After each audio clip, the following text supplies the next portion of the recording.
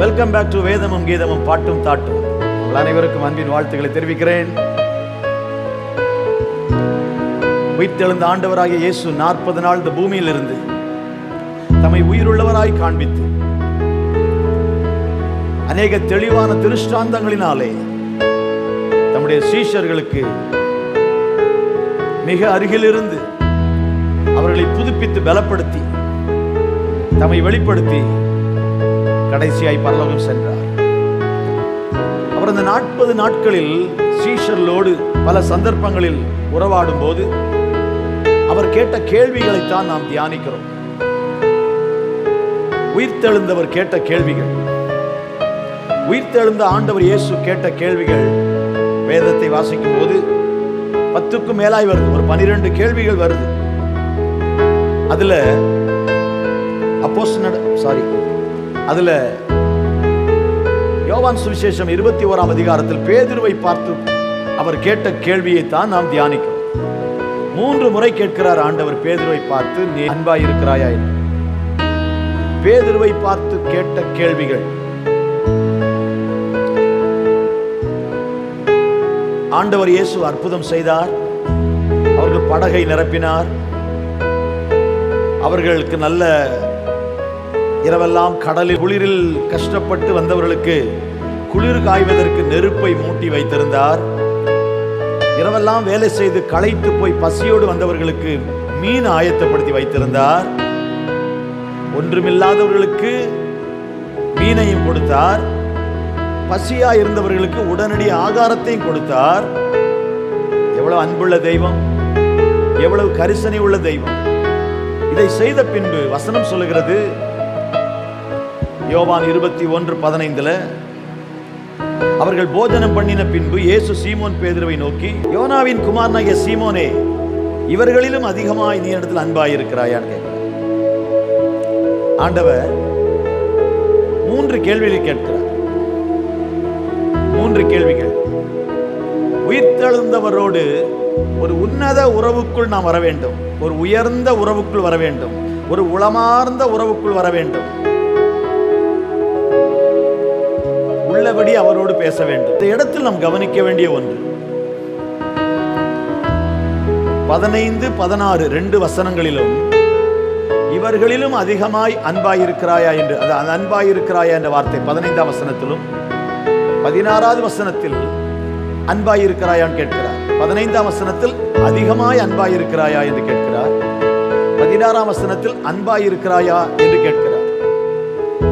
17ஆம் வசனத்தில் நேசிக்கிறாயான்னு கேட்கிறார். இயேசு கிறிஸ்து அன்பாயிருக்கிறாயா என்று கேட்டபோது அவர் பயன்படுத்தின வார்த்தை ஒரே ஒரு வார்த்தை, அகாப்பே. Agape love. வேத பண்டிதர்கள் பலர் இந்த அன்பு, நேசம் என்பதற்கு 2 முக்கியமான வார்த்தைகளை பயன்படுத்துகிறார்கள். ஆண்டவர் இவர்களிலும் அதிகமாய் அன்பாயிருக்கிறாயா என்று கேட்கும் போது அவர் பயன்படுத்தின வார்த்தை தெய்வீக அன்பை குறிக்கும் வார்த்தை, divine love, the sacrificial love, the highest level of love. அன்பின் உயர்ந்த நிலையை வெளிப்படுத்தும் ஒரு வார்த்தை, ஒரு தியாகம் பண்ணும் அன்பை குறிக்கும் வார்த்தை. ஆண்டவருக்கு ஸ்தோத்திரம். தெய்வீக உதாரணமா யோவான் 3:16 தேவன் தம்முடைய ஒரே பேரான குமாரனை விசுவாசிக்கிறவன் எவனோ அவன் கெட்டு போகாமல் நித்திய ஜீவனை அடையும்படிக்கு அவரை தந்தருளி இவ்வளவாய் உலகத்தில் அன்பு கூர்ந்தார். தேவன் நம்மேல் அன்பு கூர்ந்தான் வருகிறது அல்லவா, அந்த இடத்தில் பயன்படுத்தப்பட்டிருக்கிற வார்த்தை அகாப்பே, டிவைன் லவ், தெய்வீக அன்பு. பேதுருவை பார்த்து ஆண்டவர் கேட்கும் போது கேட்டது, தெய்வீக அன்பு உனக்கு இருக்கிறதா? பேதுரு என்ன பதில் சொல்றார்? 15ஆம் வசனத்துல இவர்களிலும் அதிகமாய் தெய்வீக அன்பு உன்னிடத்தில் உண்டா, அதான் அர்த்தம். அவர் சொல்றாரு, நான் உம்மை நேசிக்கிறேன். 16ஆம் வசனத்துல ஆண்டவர் திரும்ப கேட்கிறாரு, முதல்ல இவர்களிலும் அதிகமாய் அன்பாய் இருக்கிறாயான்னு கேட்டார். 16ஆம் வசனத்துல அன்பாய் இருக்கிறாயான்னு கேட்டார். இவர்களை விட அதிகமான ஒரு தெய்வீக அன்பு என் மேல உனக்கு இருக்கா? 2வது தெய்வீக அன்பு இருக்கான்னு கேட்கிறார். மூன்றாவது 17ஆம் வசனத்துல நீ என்னை நேசிக்கிறாயா, பேதுருவும் நேசிக்கிறேன்னு சொல்றாரு. ரெண்டுமே ஃபீலியோ லவ், அகாப்பே லவ், அது தெய்வீக அன்பு. ஃபீலியோ லவ் என்பது வேத பண்டிதர்கள் பயன்படுத்துகிறது. கிரேக்க மொழியில பைபிள் எழுதப்பட்ட போது இந்த மூல பாஷையில ஃபீலியோ லவ். ஃபீலியோ லவ்னா love of a friend for his friend, friendship level. என் ஃப்ரெண்டு, டேய் நேற்று நான் உங்களுக்கெல்லாம் நான் நேற்றுலாம் உங்களை கவனிச்சல, இன்னைக்கு நீங்கள் அதை கவனிக்கண்டா, ஓகேடா, இன்னைக்கு ஏன் ட்ரீட்ரா, நாளைக்கு உங்கள் ட்ரீட்ரா.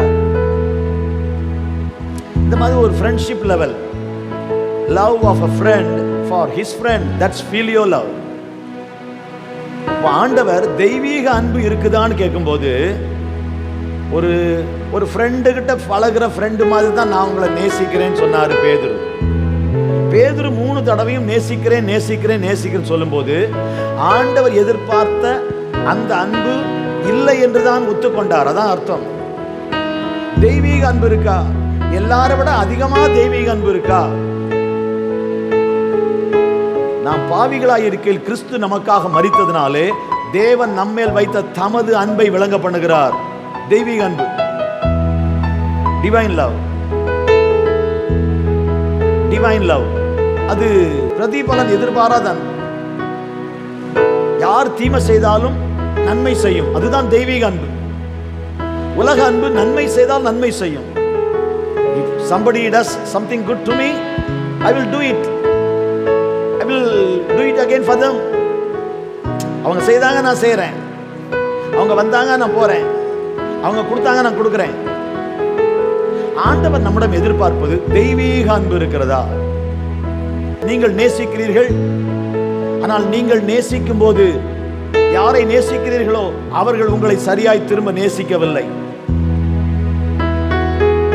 நீங்கள் நேசிப்பதற்குரிய பலன் கிடைக்கவில்லை. Still, are you able to love them? Can you love them? அதைத்தான் இயேசு செய்து காட்டினார். யூதாசை நேசித்தார். தன்னை பிடிக்க வந்த போர் வீரனுடைய காது வெட்டப்பட்டு அதை ஒட்டினார். ஆண்டவர் அந்த கால்களை கழுவும் போது, பேதுருவை தேடி வந்து கேட்ட போதும் அதைத்தான் செய்தார். அந்த தெய்வீக அன்பு. நீ எனக்கு தீமை செய்தாலும் நான் உனக்கு நன்மைதான் செய்வேன், அதுதான் தெய்வீக அன்பு. இன்றைக்கு இந்த இரவுல அந்த தெய்வீக அன்பு நமக்கு உண்டா? அந்த நிலைக்கு நான் வர வேண்டும். அப்படியானால் எவர் எனக்கு தீமை செய்தாலும் நான் நன்மையை மட்டுமே செய்வேன். நான் எவருக்கும் தீமை செய்ய மாட்டேன், எவரையும் வருத்தப்படுத்த மாட்டேன். நான் எவருக்கும் தீமை செய்ய மாட்டேன், எவரையும் வருத்தப்படுத்த மாட்டேன், எவரையும் புண்படுத்த மாட்டேன். யார் என்னை புண்படுத்தினாலும், யார் என்னை வருத்தப்படுத்தினாலும், நான் நன்மை செய்யும் போது யார் எனக்கு தீமை செய்தாலும் நான் நன்மைதான் செய்வேன். அதுதான் தெய்வீக அன்பு. அதைத்தான் ஆண்டவர் கேட்டார். பேதுருவே, இவர்களிலும் அதிகமாய் என்னிடத்தில் அன்பாய் இருக்கிறாயா? தெய்வீக அன்பு என் மேல இருக்கா? நான் உம்மை நேசிக்கிறேன் ஆண்டவரே, நான் ஒரு ஃப்ரெண்டு கிட்ட பழகிற ஃப்ரெண்டு மாதிரி நேசிக்கிறேன் தான் பேதுரு பதில் சொல்றார். பேதுரு 3 தடவை நேசிக்கிறேங்கிறார். 3 தடவையும் ஒரே வார்த்தையை தான் சொல்றார். ஆனா ஆண்டவர் தெய்வீக அன்பு இருக்கான்னு கேட்கிறார். இன்னைக்கு நம்மை பார்த்து அதைத்தான் கேட்கிறார். எனக்கு இதை தந்தால் நேசிப்பேன், அது ஃபீலியோ லவ். எனக்கு அற்புதம் செய்தால் நேசிப்பேன். இன்னைக்கு வந்தாங்க ஒருத்தர், ஜெபம் பண்ணோம், பிசாசு போராட்டம், ஜெபம் பண்ணோன்னு விடுதலை வந்துச்சு. அவங்க சொன்னாங்க, ஆண்டவர் எனக்கு விடுதலை கொடுத்துட்டாருன்னா நான் ஞானசாரம் எடுத்துருவையா. அப்ப நான் சொன்னேன், எடுத்துறேன்னு சொல்லுங்க, குணமாக்குவாருன்னு சொன்னேன். நீங்க அவருக்கு கண்டிஷன் போடாதீங்க. ஆண்டவர் சுகமாக்கிட்டாருன்னா எடுத்துருவையா, அப்படி இல்லை, எடுத்துறையான்னு சொல்லுங்க, அவர் சுகமாக்கிடுவார். Without any condition, loving God without any reservation. நமக்கென்று எதை வைத்துக் கொள்ளாமல் அவரை நேசிப்பது. அந்த தெய்வீக அன்பை ஆண்டவர் தருவாராக. எவ்வளவு ஆழமாய் ஆண்டவர் எழுதி வைத்திருக்கிறார். 3 முறையும் பேதுரு ஒரே வார்த்தையை தான் சொல்லுகிறார். ஆனா ஆண்டவர் 3 முறை 3 கேள்வி கேட்கிறார். முதலாவது, இவர்களும் அதிகமாய் அன்பாய் இருக்கிறாயா? தெய்வீக அன்பு இருக்குதா? எல்லாரை விட அதிகமான தெய்வீக அன்பு இருக்கா? ரெண்டாவது தெய்வீக அன்பு இருக்கா? மூணாவது, சரி நீ சொல்ற மாதிரியே ஒரு ஃப்ரெண்டு கிட்ட இருக்கிற மாதிரி ஃப்ரெண்ட்ஷிப் லெவல்லையாவது அன்பு இருக்கா? மூணாவதோட கேட்ட உடனே பேதுருவுக்கு ரொம்ப வருத்தமாகி, எல்லாவற்றையும் அறிவீர் ஆண்டவரே, உங்க கேள்விக்கு நான் பதில் சொல்ல முடியலப்பா. Peter could not answer Jesus directly face to face. அவர் முகத்தை நேரடியா பார்த்து பதில் சொல்ல முடியல. அருமையான இந்த நாளிலே, இந்த ராத்திரி வேளையில ஆண்டவரை நான் உண்மையாய் நேசிக்கிறேனா? சர்ச்சுக்கு வர்றது அவரை நேசிக்கிறோம் நினைக்கிறோம், காணிக்க கொடுக்கிறது நேசிக்கிறேன் நினைக்கிறோம். நீங்க ஒழுங்கா காணிக்க கொடுத்தோம், ஒழுங்கா தசமபாகம் கொடுத்தோம், நீங்க ஆண்டவருக்கு உற்சாகமாய் காணிக்கைகளை செலுத்தியும் ஒருவேளை உங்க வாழ்க்கையில் பொருளாதார கஷ்டம் இருந்தால் நீங்கள் கொடுப்பீர்களா? நீங்க ஆண்டவரை ஆராதிக்க வந்து வீட்டுக்கு போகும்போது பல பிரச்சனைகள் வரும்போதும் நீங்கள் அவரை நேசிப்பீர்களா? எதிர்மறையான சூழ்நிலையில நாம் அவரை நேசிக்க முடியுமா?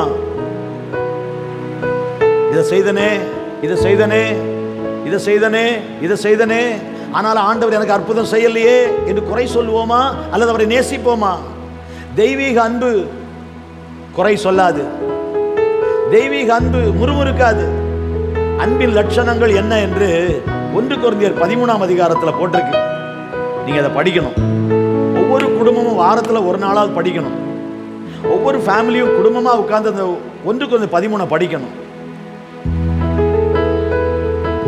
பரிசுத்த ஆவியானவர் நமக்குள் ஊற்றப்படும் போது வசனம் சொல்லுது, இந்த அன்பு தான் நமக்குள்ள வருதுங்க. அதுதாங்க உண்மையான அபிஷேகம். உண்மையான அபிஷேகங்கிறது கை தட்டிட்டு சத்தமா அந்நிய பாஷை பேசிட்டு போறது இல்லைங்க. நிறைய பேர் இன்னைக்கு பெந்தேகோஸ்தேயை தவறாய் புரிந்து கொண்டோம், பெந்தேகோஸ்தே ஆவியானவரையும் தவறாய் புரிந்து கொண்டோம். பெந்தேகோஸ்தேனால பரிசுத்த ஆவியானவர் ஊற்றப்பட்ட போது ஒருவருக்கொருவர் சண்டை போட்டுக்கொண்டு, ஒருவருக்கொருவர் முறுமுறுத்து கொண்டு, ஒருவரை ஒருவர் குறை சொல்லிக்கொண்டு, ஒருவரை விட்டு ஒருவர் ஓடி போன சீஷர்கள் பரிசுத்த ஆவியை பெற்ற போது ஒன்றாய் நிற்கிறார்கள். குறைகள் அவர்களிடம் இருந்ததுதான், குறைகள் அவர்களிடம் இருந்ததுதான். but they were still able to love each other. That's Pentecost. Pentecost அழைக்கிற தேவ பிள்ளைகளே, இன்னைக்கு எவ்வளவு சண்டைகள்! பெந்தேகோஸ்தே என்று அழைக்கிற தேவ பிள்ளைகளே, எவ்வளவு முறுமுறுப்புகள்! பெந்தேகோஸ்தே என்று அழைக்கிற நமக்கு எவ்வளவு கசப்புகள்! யோசித்து பாருங்க.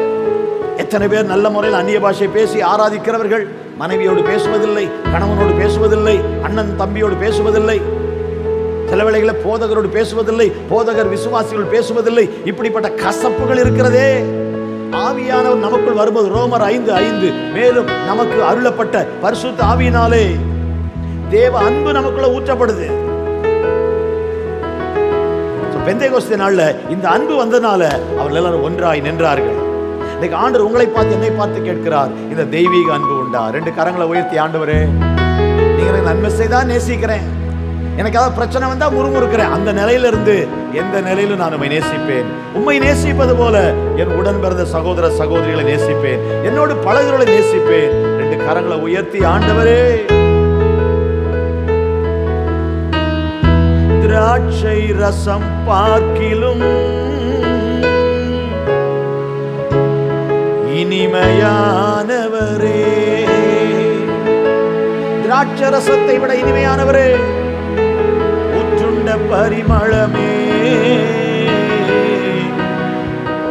உலகெல்லாம் உம்மனமே.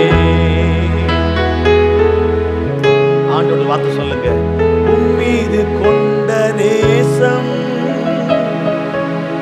அக்கினி ஜுவாலையன்றோ.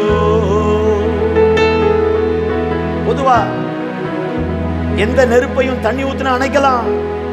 ஆனால் உன்னத பாட்டுல மணவாட்டி சொல்லும் போது 8ஆம் அதிகாரம் 6ஆம் வசனத்துல நேசம் அக்கினியை போல, நேச வைராக்கியம் அக்கினி தழலை போன்றது, திரளான தண்ணீர்களும் அதை அழிக்க முடியாது.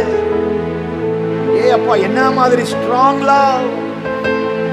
என்ன வந்தாலும் அழிக்க முடியாது. அவர் மேல வச்சிருக்கிற அன்பை எதுவும் தணிக்க முடியாது. இன்னைக்கு நீங்க சொல்ல முடியுமா? உம்மீது கொண்ட நேசம் அக்கினி ஜுவாலை அன்றோ. ஒரு சரணம் பாடலாமா? Thank you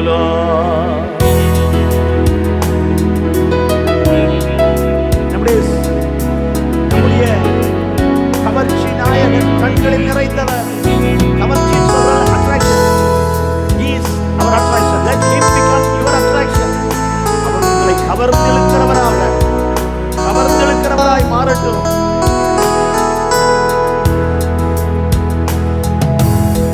கவர்ச்சி நாயகனே, கண்களில் நிறைந்தவரே, கரம் பிடித்தவரே, கைவிடா கண்மலையே, சிலுவை நாயகரே, சிந்தையில் நிறைந்தவர், எங்கள் சிந்தை முழுவதும் நிறைந்தவரே, கரம் பிடித்தவரே, கைவிடா கண்மலையே, உமக்கே ஸ்தோத்திரம், உமக்கே ஸ்தோத்திரம், உயிருள்ள நாளெல்லாம் உமக்கே ஸ்தோத்திரம், உமக்கே ஸ்தோத்திரம், உமக்கே ஸ்தோத்திரம், உயிருள்ள நாளெல்லாம் உமக்கே ஸ்தோத்திரம். உம்மீது கொண்ட நேசம் அக்கினி ஜுவாலை, ஆண்டவரே, தண்ணீர்களும் வெள்ளங்களும் தணிக்க முடியாது, அணைக்க முடியாது.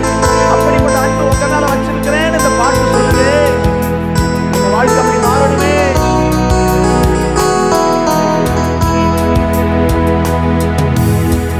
உம்மீது கொண்ட நேசம் அக்கினி ஜுவாலையன்றோ, உம்மீது கொண்ட நேசம் அக்கினி ஜுவாலையன்றோ,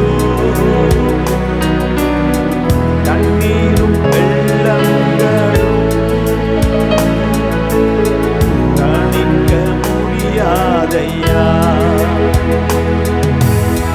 தண்ணீரும் வெள்ளங்களும் தணிக்க முடியாதையா, உமக்கே ஸ்தோத்திரம், உமக்கே ஸ்தோத்திரம், உயிருள்ள நாளெல்லாம் உமக்கே ஸ்தோத்திரம். கரங்களை உயர்த்தி சொல்லுங்க, ஆண்டவரே, உமக்கே ஸ்தோத்திரம், உயிருள்ள நாளெல்லாம் உமக்கே ஸ்தோத்திரம். இயேசப்பா, எந்த நிலையிலும் நாங்கள் உம்மை நேசிக்கிறோம். யார் தீமை செய்தாலும் நாங்கள் அவர்களுக்கு நன்மைதான் செய்வோம். யார் எங்களை பகைத்தாலும் நாங்கள் அவர்களை நேசிப்போம். அந்த தெய்வீக அன்பினால் எங்கள் உள்ளங்கள் நிரம்பட்டும். தெய்வீக அன்பினால் நிறைந்து வாழ கிருபை தாரும். இயேசுவின் நாமத்தில் பிதாவே, ஆமென், ஆமென். இந்த தெய்வீக அன்பு, அகாப்பே என்கிற தெய்வீக அன்பு உங்கள் உள்ளங்களையும் நம்முடைய உள்ளங்களை நிரப்புவதாக. மனுஷிக அன்பை ஓரங்கட்டி தெய்வீக அன்பினால் நிறைந்து வாழ்வோமா. God bless you.